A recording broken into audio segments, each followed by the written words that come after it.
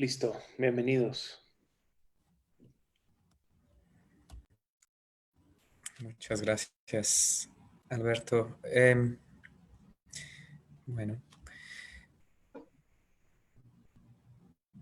damos inicio. Entonces, muchas gracias a la Keila y bienvenidos a este espacio. En nombre de Mayana Jaime y la Keila les damos la bienvenida. El día de hoy vamos a hablar y tenemos la conferencia intitulada Manejo del estrés a través de la resiliencia, impartida por la maestra Yael Maya Rosenberg. Yael Maya es también psicoterapeuta de Mayana Jaime, lo viene siendo desde hace ya un tiempo, trabajando de manera extraordinaria, la cual nos da orgullo colaborar. Y antes de iniciar y presentarlo un poquito más en forma, quisiera compartirles que Mayana Jaime es un centro comunitario de apoyo emocional. Tenemos 14 años de experiencia y contamos con más de 50 psicoterapeutas, psiquiatras, acompañantes terapéuticos y un equipo de intervención en crisis y una línea de apoyo confidencial que funciona a las 24 horas. Acá les dejo el teléfono que es el 52 92 51 31 para si quieren contactarnos. Y si alguno de ustedes desea apoyarnos, ya sea comprando el juego de emociones de Mayana Jaime, que son dos juegos, un tablero, un dominó, está de venta en Kosher Click, o pueden hacerlo pedidos por WhatsApp o apoyar en forma de donación comunicándose al 55 51 67 15 61. Sus aportaciones nos ayudan a seguir atendiendo a nuestra comunidad. Y bueno, el día de hoy, como les decía y les anunciaba, la maestra Yael Maya Rosenberg nos hablará del manejo de estrés a través de la resiliencia. Ya él es licenciado en psicología por la UNAM, concluyó los estudios de maestría en terapia familiar sistémica en el Instituto Latinoamericano de Estudios para la Familia, o el ILEF. También se ha certificado como terapeuta cognitivo-conductual en el modelo TEAM, CBT, avalado por el Good Feeling Institute de California y la Universidad Hebraica. Cuenta con una maestría y especialidad en el tratamiento de adicciones, ambos realizados en la Universidad Hebraica. Se ha dedicado principalmente a la consulta privada y a trabajar como voluntaria en instituciones como el Centro de Integración Juvenil de la Alcaldía de Miguel Hidalgo y, por supuesto, en Mayana Jaime. Yael, de verdad, un orgullo y un gusto tenerte por acá. Bienvenida. Bueno, antes que nada, pues muchas gracias por haberme invitado. Es un placer para mí poder compartir estos pues conocimientos que tengo. Espero que les sea útil al público en general y bueno, en particular a la gente de Mayana Jaime. Bueno, pues para comenzar, les voy a compartir mi pantalla. Si me dan un segundito. Ahí está, en pantalla. Esta es la presentación que les voy a dar. ¿Sí? Es, como decía Roberto, es el manejo de estrés a través de la resiliencia. ¿Sí? Y bueno, vamos a comenzar. Primero que nada, quisiera ponerles esta pregunta a todos, ¿no? Que creo que es una pregunta interesante, que la piensen un segundito. Y bueno, aquí está. ¿Sabes por qué el parabrisas es más grande que el retrovisor? Y bueno, la respuesta que yo sugeriría y que vamos a ir viendo durante la plática, ¿no? Es esta. Porque lo que vemos adelante es más importante que lo que está atrás, ¿no? Es el primer cuestionamiento con el que quiero comenzar. Bueno, ahora bien, vamos a entender, bueno, dos conceptos principales, ¿sí? Que son los que pues hoy en día vamos a comenzar a definir, ¿no? El concepto de estrés y el concepto de resiliencia, ¿sí? Y bueno, el estrés es el conjunto de reacciones fisiológicas que prepara al organismo para la acción, según la Organización Mundial de la Salud. Y la resiliencia es la capacidad de los seres humanos para adaptarse positivamente a las situaciones adversas, ¿no? Entonces vamos a ir viendo cómo es que el estrés y la resiliencia pueden de alguna manera conjuntarse Ahora, también es importante saber que podemos hablar, cuando hablamos de resiliencia, hablamos desde lo individual, desde lo familiar y desde lo comunitario. Muy bien. Ahora, ¿qué ocurre cuando hay una crisis, no? Como lo que estamos viviendo actualmente con esta epidemia, ¿no?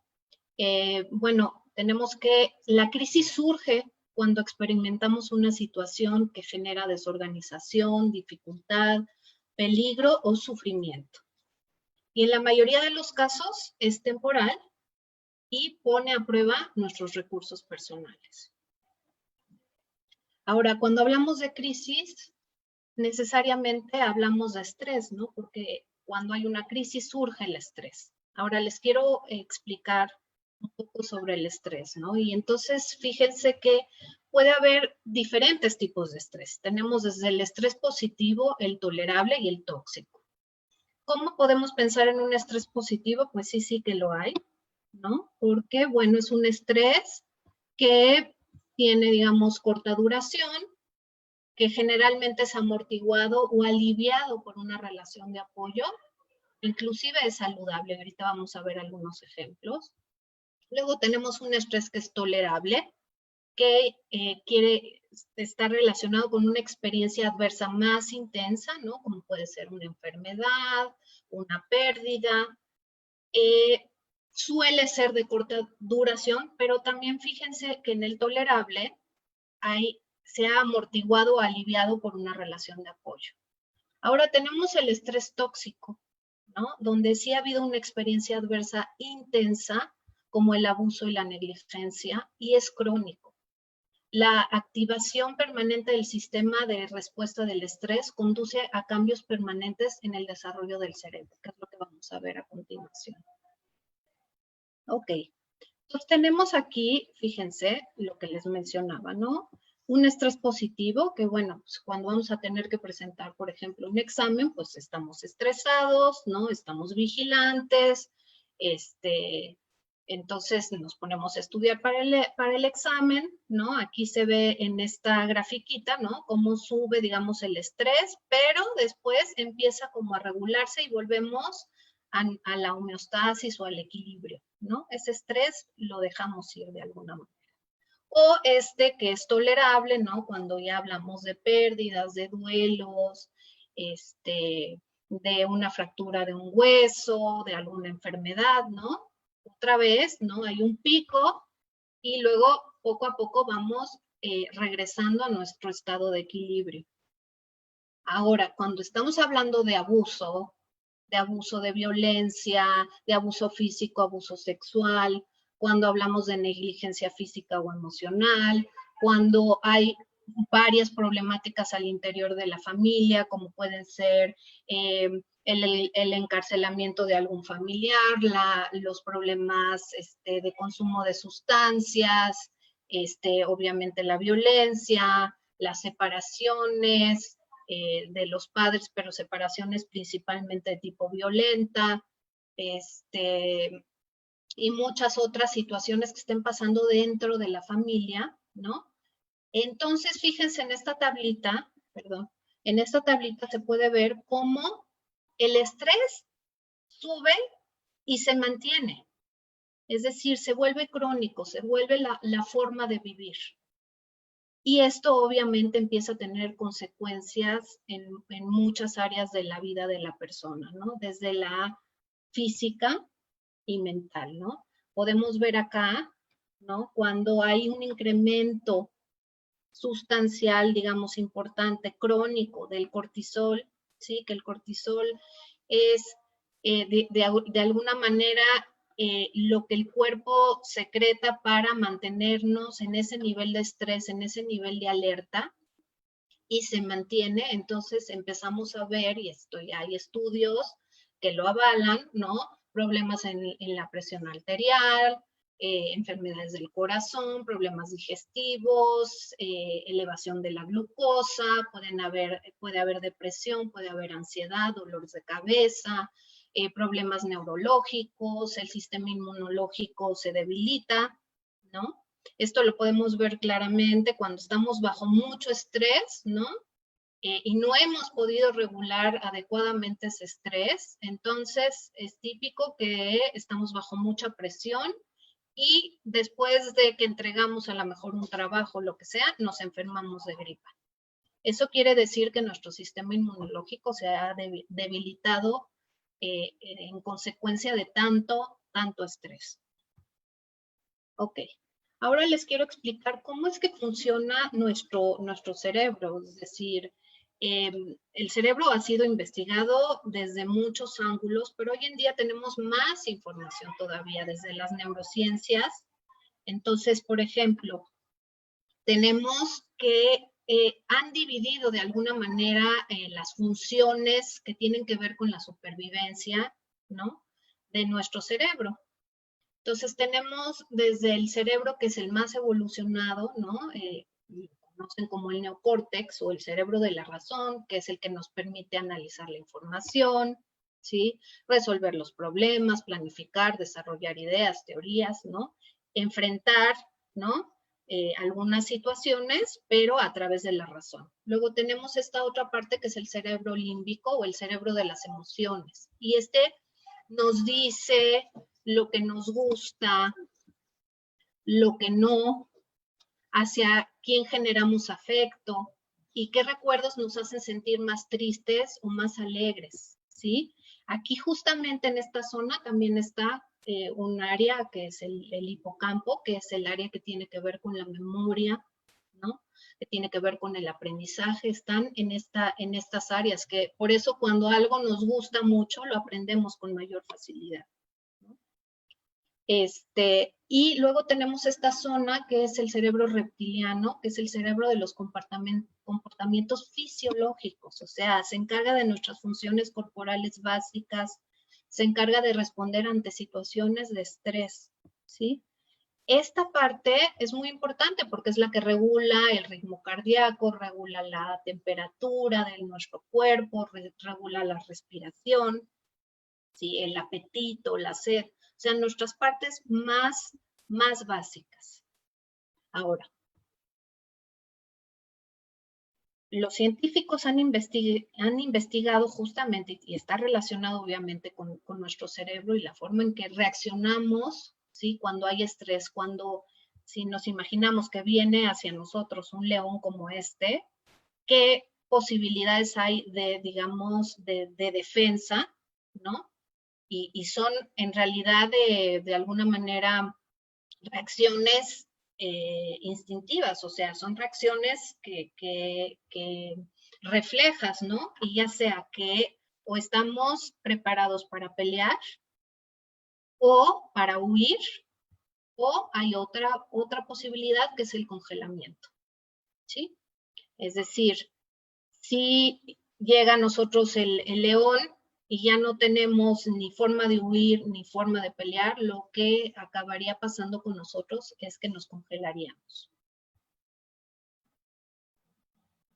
Ahora, tenemos como estas tres posibilidades, ¿no? Esta parte roja, que es cuando vemos nuestra vida en peligro, que nos congelamos, donde ya hay una respuesta inmovilizadora.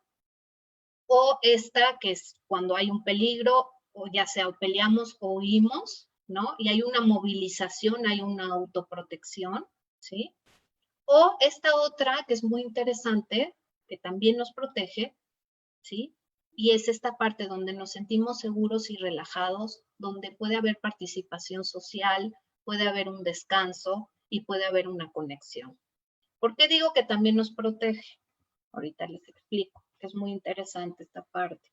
Y tiene que ver con nuestra supervivencia, porque no solamente hemos sobrevivido ¿no?, por defendernos a los peligros que hay en el exterior, sino que también sobrevivimos porque somos, de alguna manera, estamos conectados socialmente.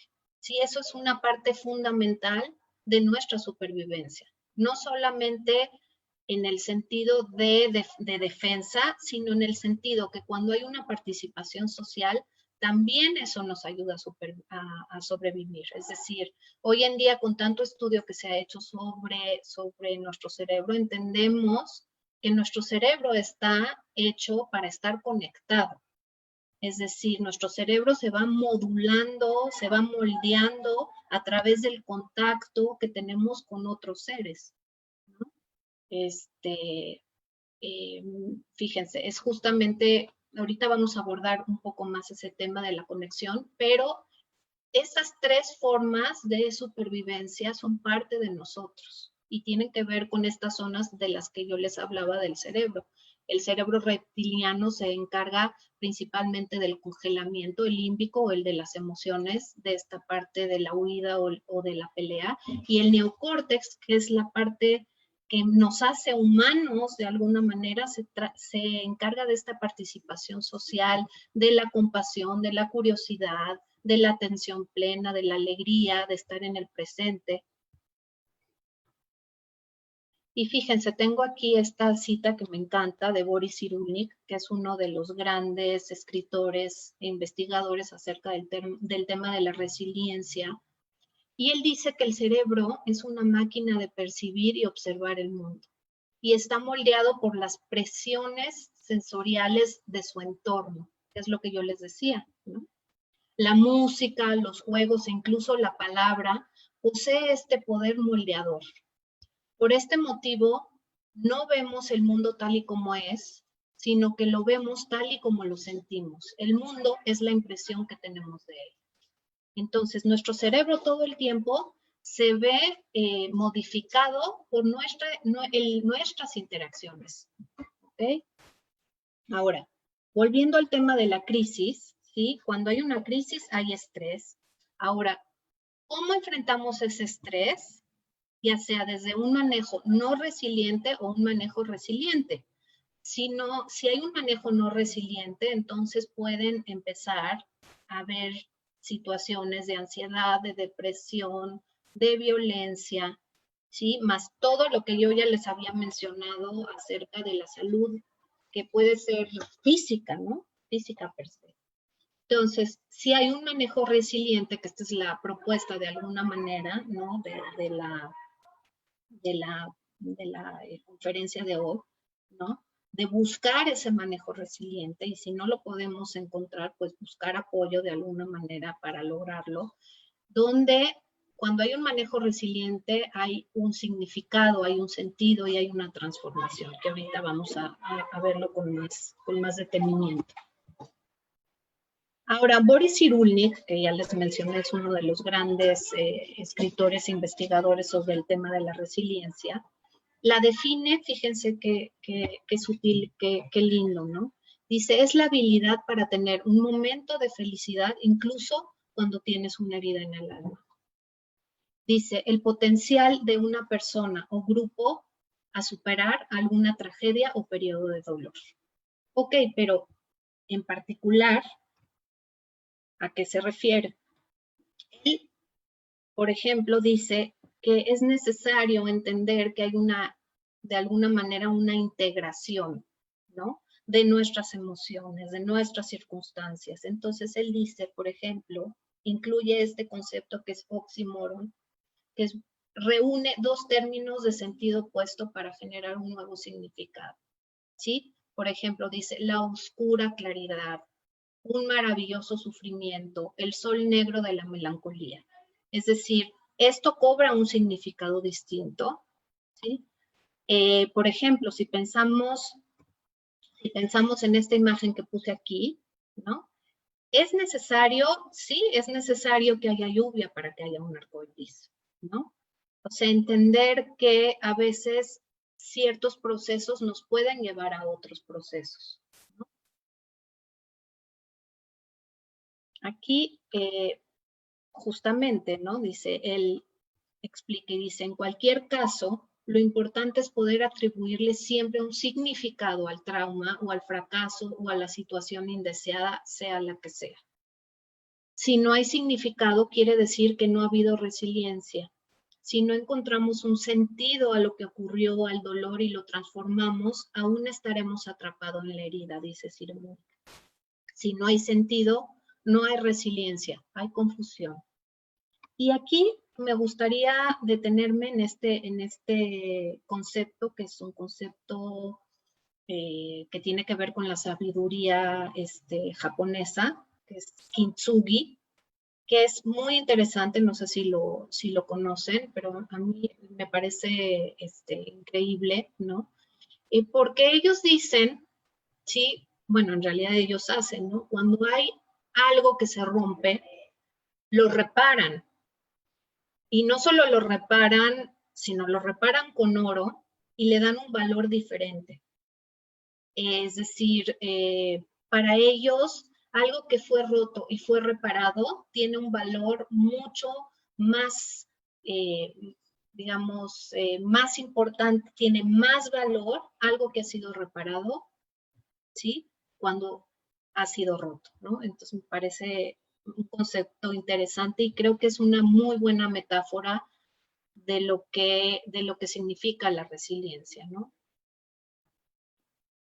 Ahora, les quiero compartir, por ejemplo, este estudio que es muy interesante. Un estudio donde se habló de cómo algunas comunidades enfrentaron un desastre ecológico, ¿no?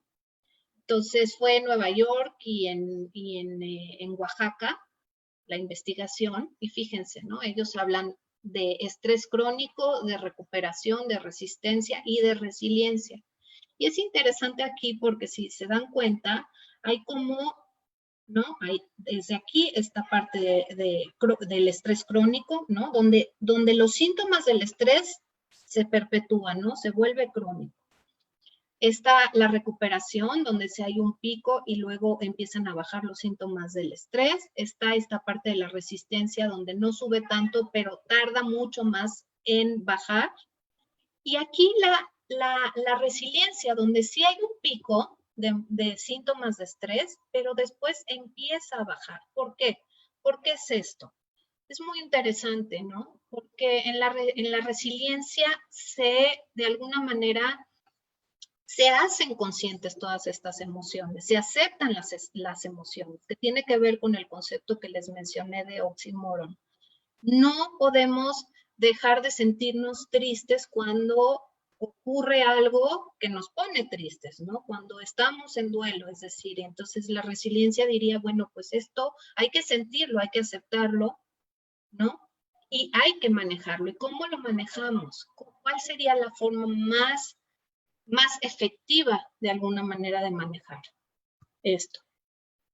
Bueno, ahorita vamos a llegar a ese punto, pero quiero explicarles que desde el paradigma de la complejidad, o sea, hablamos de un todo, o sea, hablamos de mente, hablamos de cuerpo, hablamos, es multidimensional, ¿no? O sea, la resiliencia se conforma de la parte psicológica, de la parte del medio ambiente y la cultura, de la biología, ¿sí?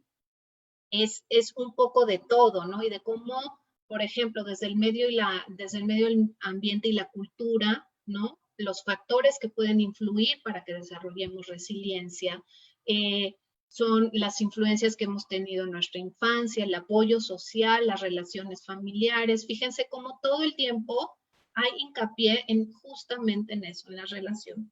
En las relaciones en general, en estar conectados el uno con el otro, porque ya les expliqué que inclusive estamos hechos para estar relacionados, para estar conectados.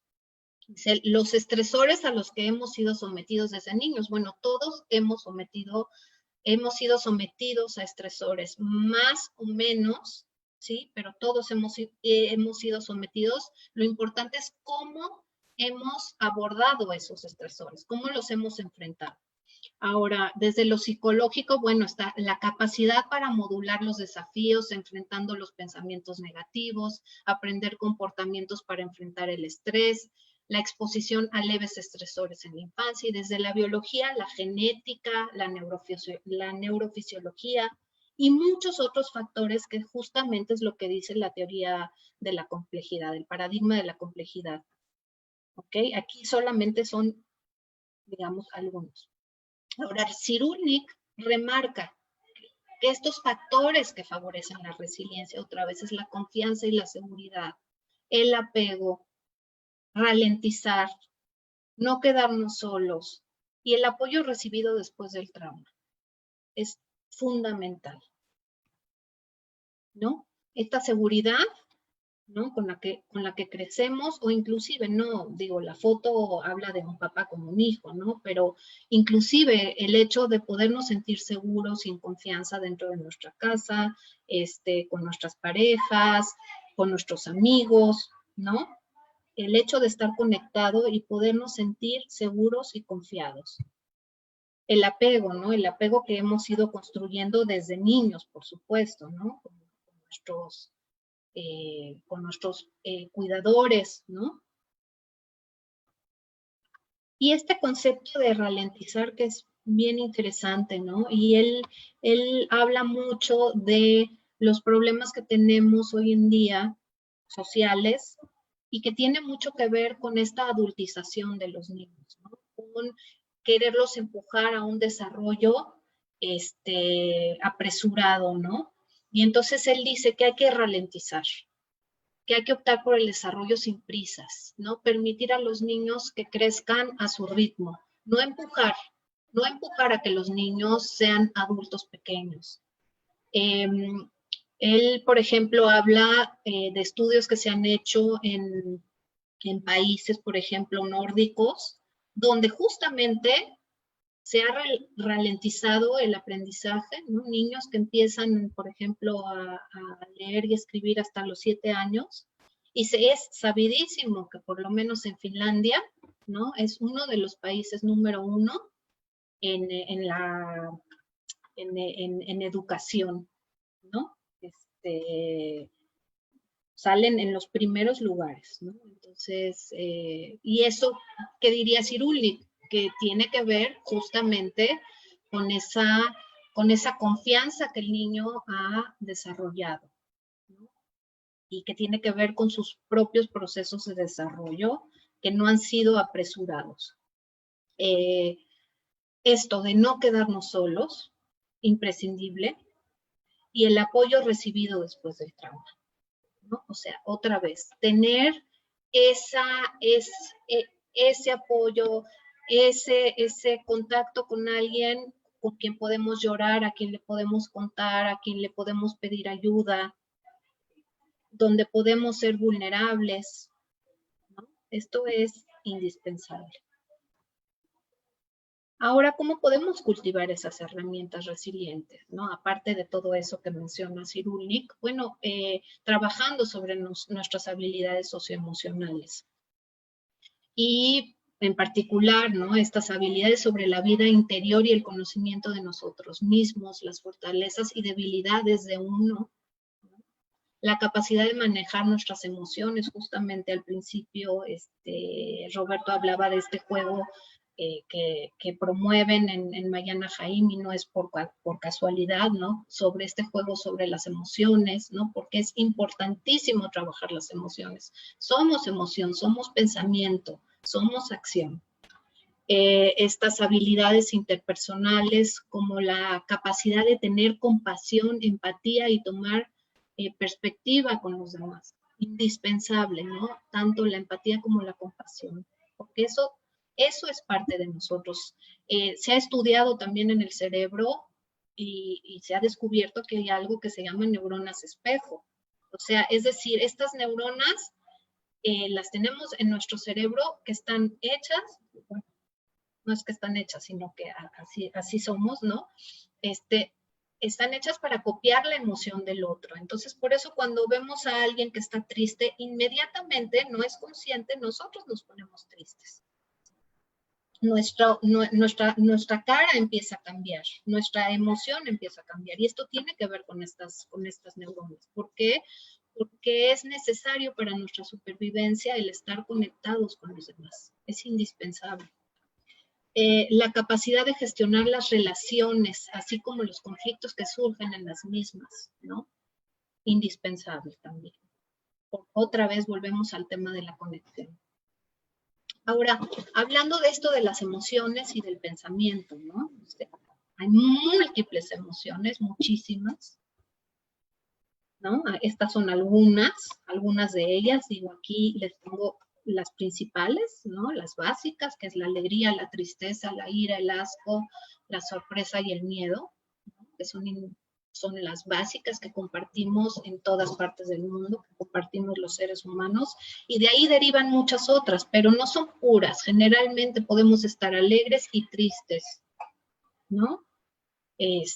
Podemos estar sorprendidos y tener asco, sorprendidos y tristes, ¿no? Y muchas otras más.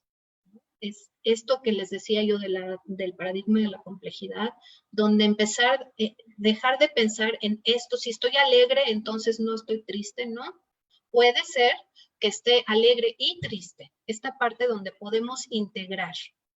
Entonces, fíjense, es interesante acá, si ven, dice, la terapia no se trata de hacerte sentir mejor, más bien se trata de hacerte mejor en sentir, es decir, de poder aceptar todas estas emociones y cómo irlas de alguna manera gestionando.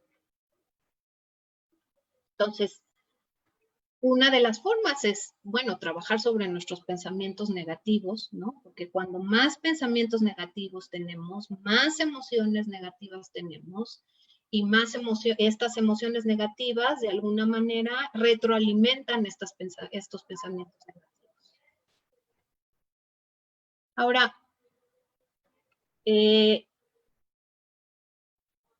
Tal Ben-Shahar es un arduo investigador sobre la felicidad, ¿no? Y él, después de muchos estudios que hizo, llegó a esta conclusión, ¿no? ¿Qué nos hace sentirnos felices, ¿no? Y él dice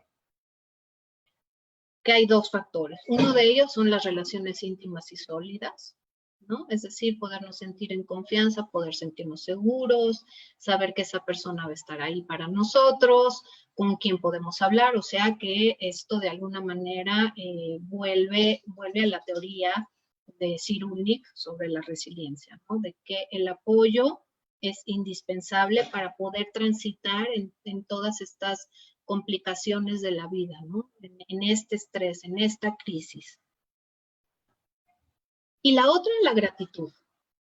¿Por qué? Porque él dice que cuando yo doy las gracias, cuando yo tengo esa gratitud, entonces eso de alguna manera tiene más valor. Estas partes como positivas de mi vida tienen más valor, como si de alguna manera focalizo en eso bueno que me ocurre, por ejemplo, que todos podemos habernos cuestionado en algún momento, pues sí, la dificultad que estamos viviendo ahora en el confinamiento, pero si volteamos un poquito a ver y decimos, bueno, ¿y qué ha sido positivo de esto? ¿A qué le puedo dar las gracias? Bueno, tal vez a que pues aún sigo teniendo techo, ¿no? Tengo con qué alimentarme o puedo volver a ver la gran solidaridad que hay dentro de la comunidad, del apoyo, de todos los avisos que estamos recibiendo por parte de la comunidad, ¿no? Pues justamente esto de los webinars que pues nos permite a todos acceder a más información, ¿no? O sea, toda esta parte de alguna manera ayuda a que ese estrés pueda reducirse y sentirnos más felices. Cosa que no quiere decir que todo el tiempo vamos a estar felices y que no nos vamos a dar cuenta de que pues también podemos estar tristes, ¿no? Que de repente nos podemos sentir tristes porque estamos encerrados, porque estamos preocupados o tal vez las personas mayores que están solas, toda esta situación es complicada. Y bueno, me encanta a mí, me parece maravilloso el trabajo que fue un gran regalo, el trabajo de Viktor Frankl, ¿no? Y entonces les quiero compartir esta cita de él. Dice, cuando ya no somos capaces de cambiar una situación, nos encontramos ante el desafío de cambiarnos a nosotros mismos. Bueno, él, la verdad que lo admiro si pueden leer sobre él, El hombre en búsqueda del sentido es uno de sus grandes libros, y creo que esto nos ayuda también a entender que hay muchas cosas que no están bajo nuestro control, pero otras que sí están bajo nuestro control, y esas son las que sí podemos modificar y sí podemos cambiar.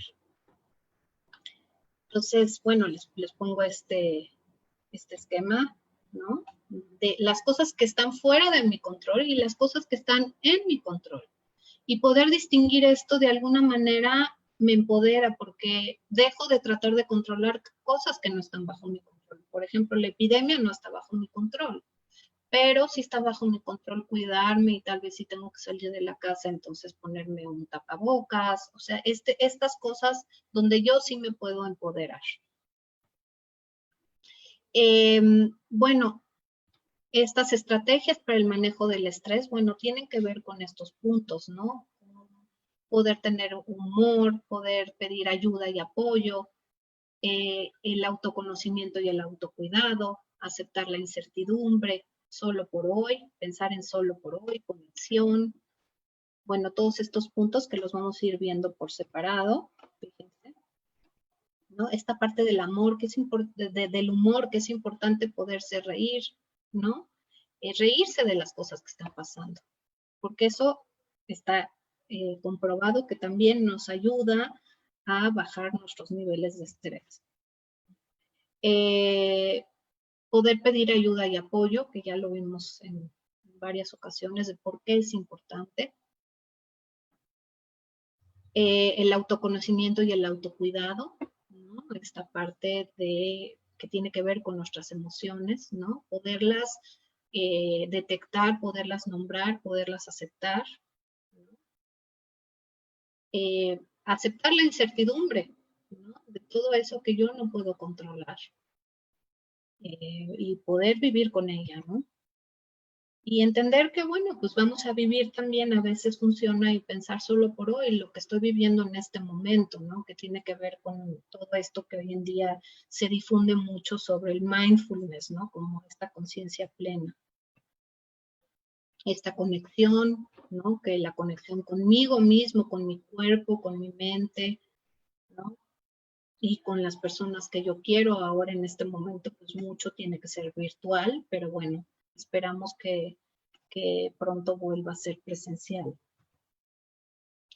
Y esta conciencia plena, que es lo que les decía, ¿no? Conectarnos con nuestra respiración, ¿no? Hay muchas estrategias de meditación, ¿no? Que tienen que ver con la respiración. Bueno, la empatía y la compasión, que como les mencioné, es indispensable para nuestra supervivencia. La gratitud, este aprendizaje significativo y dar sentido, que es justamente esta parte de la resiliencia, ¿no? Estas cosas que nos están pasando ahora, que son difíciles en mayor o menor medida, obviamente, para cada quien la está viviendo desde su ángulo, poder en algún punto aprender de esto, darle un significado y un sentido diferente, y podernos fortalecer, ¿no? Como dice en la foto, tomar impulso y para adelante. Y la esperanza, ¿no? No perder la esperanza, ¿no? Pensar, ¿no? Futurear de que las cosas van a estar bien. Las cosas que son más importantes, que hoy en día creo que con este encierro hemos podido pensar un poco más sobre qué es lo más importante para nosotros. Y ya casi para terminar, les quiero compartir esta cita también de Viktor Frankl, que me parece excelente. Dice: si no está en tus manos cambiar una situación que te produce dolor, siempre podrás escoger la actitud con la que afrontes ese sufrimiento. Y él también dice justamente esto, dice: la felicidad es como una mariposa, cuanto más la persigues, más huye, pero si vuelves la atención hacia otras cosas, ella viene y suavemente se posa en tu hombro. La felicidad no es una posada en el camino, sino una forma de caminar por la vida. Y pues hemos concluido, y pues muchas gracias. Ahora voy a dejar de compartir. Listo. Muchísimas gracias, Yael. La verdad es que tanto quienes nos acompañan en Zoom como en Facebook comparten que les pareció muy interesante y muy ilustrador. Aprovechamos a dar unos minutos. Si tienen alguna pregunta, nos la pueden escribir ya sea por Zoom o si no, para nuestros amigos de Facebook, lo pueden comentar y estaremos al pendiente de sus preguntas. La verdad es que me pareció muy ilustrativa, muy clara y precisa. Yo creo que nos compartes ideas y conceptos, yo creo que fundamentales para poder lidiar con esta situación. Y sobre todo, al menos, y aprovechando en lo que esperamos a las preguntas, yo me quedo con con un par de cuestiones. A mí me impresionó mucho la gráfica que nos mostraste de cómo las personas resilientes alcanzan un pico alto y rápido como para enfrentar la situación y luego caen, a diferencia del resistente, ¿no? Que ni siquiera alcanza el pico. Que yo creo que muchos de nosotros lo hemos experimentado en esta situación de crisis, pues, mundial, ¿no? Muy interesante.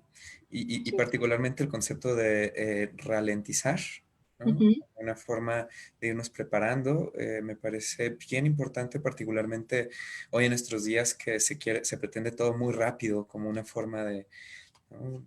de Ujú. vida, básicamente. Así es. Ujú. Hay una pregunta, Ujú. nos pregunta Raquel, si después de un trauma no hubo apoyo, ¿cómo ayudar a liberar este mal sentimiento? Eh, bueno, eh, digamos, en este sentido, sí creo que digamos, hay diferentes como sintomatologías, ¿no? Que pueden venir después de un trauma, ¿no? Hay diferentes, ¿no? Hay más severos que otros, ¿no? Hay lo que se conoce como el estrés postraumático inclusive, ¿no? Y puede afectar en diversas partes de nuestra vida, en nuestra funcionalidad. Ya sea en esa gráfica, en esa parte donde explico de esta parte de congelamiento o esta parte de pelea o huida, ¿sí? Lo que se ha estudiado hoy en día desde las neurociencias es que hay las personas que sufren algún trauma se quedan de alguna manera congelados en alguna de esas dos secciones, ya sea en el congelamiento, que implica depresión, ansiedad, tristeza, desesperanza, ¿no? O en esta otra parte donde hay esta pelea que puede implicar mucho enojo, mucha agresividad, mucha violencia, ¿no? Como mucha reactividad, problemas de insomnio, por ejemplo, ¿no? Esta parte de estar hiperactivo, hiperreactivo, o esta parte de huida, ¿no? Como de no poder enfrentar, irse, ¿no? Todo el tiempo, hay conflicto, me voy, hay conflicto, me voy. Y esto obviamente empieza a tener efectos a nivel corporal, ¿no? Generalmente el cuerpo, hay un libro inclusive buenísimo que se llama El cuerpo lleva la cuenta, ¿no? Empiezan a ver toda una serie de sintomatologías en el cuerpo físicas, ¿no? Que muchas veces están relacionadas con ese trauma, ya sea y en nuestra interacción, ¿no? Porque si estamos hablando de una persona que se ha quedado congelada, está deprimida, no tiene ganas de nada, está desesperanzada, ¿no? Inclusive puede llegar la ideación suicida, ¿no? Por ejemplo, o del otro lado, pues estar todo el tiempo enojado y en conflicto con las personas, porque bueno, pues es todo el tiempo estar en ese nivel de estarse de alguna manera protegiendo, ¿no? Del ataque que a lo mejor ya ocurrió eso hace 10, 15 años, pero seguimos de alguna manera eh, trayendo el trauma, justamente eso es el trauma, es vivir en el pasado, ¿no? Ese pasado lo traemos al presente todo el tiempo. Y a pesar de que ya no hay ese peligro, lo seguimos viviendo como si existiera ese peligro. Puede ser consciente, puede ser inconsciente, pero pues ahora sí que Mayana Jaim, bueno, pues ofrece justamente este tipo de apoyo, ¿no? Creo que eso es importante, sí creo que es importante buscar apoyo profesional, no coaching, no Reiki, no, ¿no? O sea, apoyo profesional. Sí. No sé si contesté a la pregunta. A mí me pareció que sí, vamos, sí, parece que sí. Eh, y además esto que resaltabas durante tu presentación me parece fundamental, como algunas de las características que alimentan la resiliencia es sobre todo este contacto con el otro, que no podemos hacerlo solo. Por eso lo que dices es bien importante, ¿no? Que acercarse con un psicoterapeuta como tú, calificado, profesional, ¿no? O un equipo. Y, eh, y bueno, también esto que realzabas, el hecho de aprender a sentir para poder procesar como esa información y saber qué es lo que está ocurriendo con uno, eh, como indicador de lo que nos ocurre. Sin Así duda. es, porque esta parte, la verdad es que hoy en día hay mucho más información sobre las emociones, ¿no? Ya inclusive hay algunos colegios donde hablan sobre las emociones, ¿no? Los enseñan, ¿no? Esta educación emocional, ¿no? Inclusive pueden ponerle palabra a la emoción, pero muchos no fuimos educados de esa manera. Culturalmente, pues ni siquiera se hablaba de esto. Entonces sí creo que es un tema importante, inclusive desde lo educativo, ¿no? Volver a retomar toda esta temática y saber que sí es bien importante poderle poner nombre y poderlas aceptar y para poderlas gestionar, ¿no? Para poderlas manejar. Sí. Sin duda, y concuerdo, un tema hasta cultural. Helen también nos pregunta que hablando del pánico de los niños a volver a salir después de esta pandemia, ¿hay manera de explicárselos más si nosotros también estamos asustados? Bueno, yo creo que es importante también justamente, ¿no? Que nosotros podamos identificar que estamos asustados de salir, nosotros los adultos, ¿no? Que lo trabajemos y que podamos conversar con los niños sobre este tema, ¿no? Y sobre las posibilidades que hay sobre la capacidad que tenemos para cuidarnos, ¿no? O sea, todo esto que los médicos han implementado para que podamos salir, ¿no? Que este asunto de quedarnos en casa ha sido una forma de cuidarnos, ¿no? ¿no? No es un encierro, sino es una forma de en este momento podernos cuidar y que obviamente los niños pueden presentar toda una serie de sintomatologías, ¿no? Estos miedos, ¿no? Resistencia a salir y todo esto, pero tiene mucho que ver con cómo el adulto lo puede ir manejando y darle otra vez, volvamos a esta parte de la confianza, ¿no? De cómo el adulto puede transmitirle esa confianza al niño, ¿no? Porque los adultos vemos el mundo a través de unos ojos de adultos y los niños ven el mundo a través de unos ojos de niños. Entonces, creo que sí es importante hablar sobre los miedos, ¿no? Y pues darle esa confianza a los niños. No sé si sea la pregunta. Perfecto. Muchas gracias, Yael. No sé si hay alguna otra pregunta por ahora. Y concuerdo en lo que compartes, además de esto que ya mencionabas, de poder ubicar lo que está dentro de nuestro control y lo que no. Yo creo que la situación actual, no sé si compartas, pero nos ha confrontado mucho con esa línea, hasta dónde sí y hasta dónde no. Esta parte de la incertidumbre, ¿no? O Es- sea, es decir, por eso justamente cuando estamos en casa, ¿no? Que se supone que es ahora sí que nuestra madriguera es a donde podemos regresar y, y sentirnos seguros, ¿no? O sea, saber que hay un lugar seguro, ¿no? Donde el niño puede cobijarse, donde el niño puede sentirse apoyado, ¿no? Y que puede expresar todos esos miedos y esos, pues esos miedos, ¿no? O sea, todas esas emociones que le surgen, creo que eso es lo más importante, el adulto puede apoyar, ¿no? Sin duda. También nos pide Ali si pudieras volver a decir la frase que explica que el no darle sentido a lo que vivimos es no resiliencia, que le pareció muy interesante porque todos hemos vivido cosas tristes y pues ha pasado que de ahí sale algo positivo. Así es decir, cuando algo nos ocurre, ¿no? Puede ser que lo manejemos de una manera resiliente o puede ser que no, ¿no? Ahora, la resiliencia es una capacidad que podemos aprender, o sea, no es que si ya no la desarrollamos de niños, ya no la podemos desarrollar, no. La podemos desarrollar, se puede trabajar igual que la compasión, igual que la empatía, podemos aprender, ¿no? O sea, son estas habilidades socioemocionales que podemos trabajar y podemos aprender. Ahora, esta parte del significado es importante, ¿no? Porque algo ocurre, ¿no? ¿no? Es algo doloroso, asumimos que es doloroso, estamos tristes, ¿no? Y después de un tiempo es ese dolor, ese trauma, si es que estamos acompañados, ¿no? Si es que tenemos esa contención, podemos transformarlo, aprender de ello y hacer algo nuevo de eso, ¿no? Es decir, aprender, porque Cyrulnik dice que podemos, o sea, el dolor es parte de la vida, ¿no? Pero dice lo que podemos escoger es si podemos vivir con el dolor, ¿sí?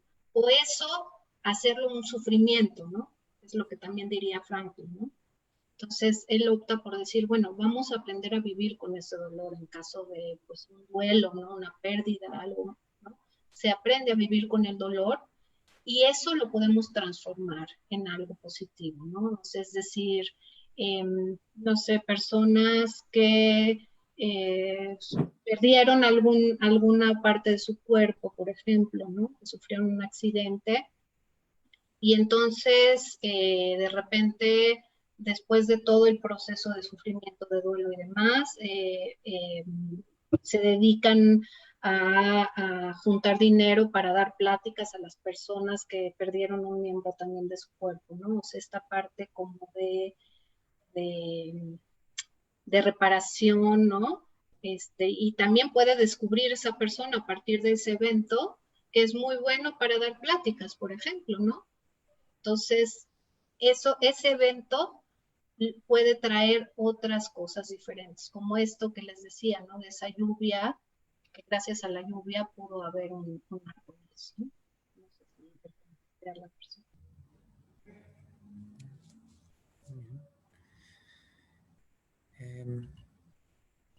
Pues parece, damos un minutito más a ver si hay alguna intervención más. Les recuerdo que también estamos en vivo por Facebook. Si tienen alguna pregunta por allá, lo pueden hacer a través de los comentarios. De entrada agradecerte, Yael. La verdad es que muy enriquecedora, muy ilustrativa, muy clara, profesional, concisa y al mismo tiempo sensible, como sabemos que te caracteriza y nos da mucho gusto y te lo agradecemos. Y esperamos que sea de gran ayuda para todos los que nos escuchan. Para quienes no alcanzaron toda la plática completa o quisieran volverla a ver, se va a quedar registrada en el Facebook de la Keilah, a quien agradecemos nuevamente el espacio. Eh, y bueno, quizás aprovechando y dando un poquito de espacio a ver si hay como más preguntas, solo aprovechando para recordarles que Mañana Jaime es un centro de apoyo emocional, que tenemos 14 años de experiencia, contamos con más de 50 psicoterapeutas, psiquiatras y acompañantes terapéuticos, un equipo de intervención en crisis y una línea de apoyo emocional confidencial que funciona a las 24 horas, que el teléfono se los dejo aquí, 52 92 51 31. Y que si quisieran apoyar a Mayara Jaime, ya sea vía donación al 55 51 67 15 61 o comprando el juego de emociones, que es 2 juegos en 1, tablero y dominó, de venta en Kosher Click. Yo creo que vendría bastante bien ahora jugar con los niños, ¿no? Hablando de los niños. Claro, coincido, sobre todo esto que enfatizabas a lo largo, el reconocimiento de lo que le está pasando a uno y está sintiendo para poderlo procesar y hacer algo al respecto. Así es. Ahorita les dejo la dirección de Facebook de la página de la Keilah, donde van a poder encontrar ahí el video. Aquí se los mandamos justamente por el chat de Zoom.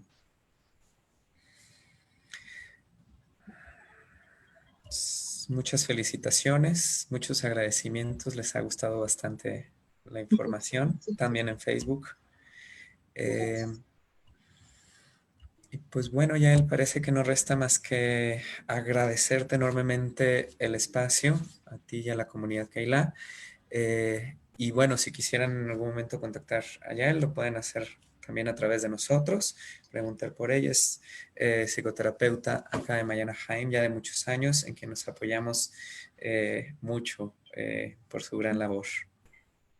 Bueno, pues, pues muchísimas gracias por la invitación, la confianza y creo que si necesitamos ayuda, como dice Cyrulnik, hay que pedirla, ¿no? Y esto lo podemos vivir todos con diferente intensidad, ¿no? Entonces, ninguna emoción es poca, ¿no? O sea, buscar ayuda siempre puede ser una buena idea, ¿no? Y bueno, aquí está la opción, ¿no?